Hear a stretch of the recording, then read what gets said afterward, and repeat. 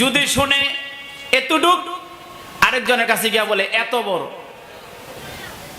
মা বোনরা যদি শুনে এতটুক, সকল মা বোনরা এরকম না, সকলের জন্য বলতেছি না, যারা এই দুনিয়ার মহাব্বতে যারা জর্জরিত তাদেরকে বলতেছি, সকল মা বোনরা এরকম না। অনেক মা বোনরা আছে যারা আল্লাহর সাথে সম্পর্ক, রাসূলের সাথে সম্পর্ক, তো যারা এরকম তাদের জন্য, তাদের পরিবর্তনের জন্য বলা, তাদেরকে কটাক্ষ করা উদ্দেশ্য না। তাদেরকে কটাক্ষ করা উদ্দেশ্য তারা যেন পরিবর্তন হতে পারে, যাতে ক্ষতির সম্মুখীন না হয়ে তার জন্য তার গোপনীয় 10টা গুনাহ আল্লাহ মাফ করে দেয় এবং গোপনে আল্লাহ তাআলা তার নামে 10টা রহমত দিয়ে দেয়। এটা আমাদের উদ্দেশ্য। তাহলে মা বোনরা এতটুক শুনে এত বড় করে বলে। এই জন্য আমরা যারা পুরুষরা আছি, মাইকের আওয়াজ যত দূর যায়, আমরা সকলেই কোনো মহিলার কোনো কথা শুনলে, হাদিস শরীফের মধ্যে আছে আকাশে চাঁদ উঠছে, ঈদের চাঁদ, একজন মহিলা সাক্ষী দিছে, সাক্ষী গ্রহণযোগ্য না। আপনারা মাসালা জানেন সবাই, মহিলারা একজনের সাক্ষী দিছে যে আকাশে চাঁদ উঠছে, এই সাক্ষী গ্রহণযোগ্য না।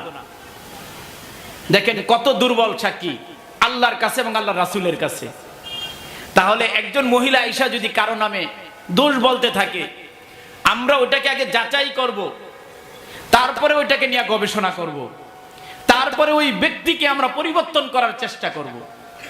কি এরকম না বিষয়টা? আমরা পারবো না ইনশাআল্লাহ? মা বোনদেরকে জোর হাত মা বোনের কাছে আমরা সমালোচনা না করি, গীবত না করি, অন্যের দুশ্চর্চা না করি। আমরা চেষ্টা করি যে অন্যের দোষটাকে কিভাবে লুকায় রাখা যায়, অন্যের দোষটাকে কিভাবে লুকায় রাখা যায়, আর কিভাবে আমি সওয়াবের ভাগী হতে পারি, কিভাবে আমার গোপনীয় 10টা বড় বড় গুনাহ আল্লাহর কাছে মাফ করাইতে পারি। আমরা পুরুষরা যারা আছি আমরাও এটা চেষ্টা করি।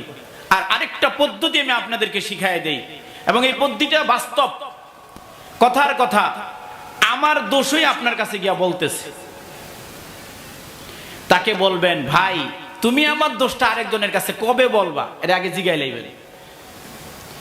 কসম করে বললাম, যে গীবত করে, যে অন্যের দোষ চর্চা করে, যে অন্যের দোষ আপনার কাছে বলে, কসম করে বললাম আপনার দোষও অন্যের কাছে এই লোকে বলে। এটা প্রমাণ সহ আছে আমার কাছে। যে আপনার কাছে অন্যের দোষ বলে, আপনার দোষটাও ওই লোকে আরেকজনের কাছে বলে, তার কাজই এটা। বুঝতে পারেন নাই? তার কাজই এটা। এই জন্য তাকে বলবেন, ভাই তুমি যে আরেকজনের বদলাম আমার কাছে বলতেছ, ভাই তুমি আমারটা কবে বলবো আরেকজনের কাছে, এর আগে জিজ্ঞাসা করে নিবেন।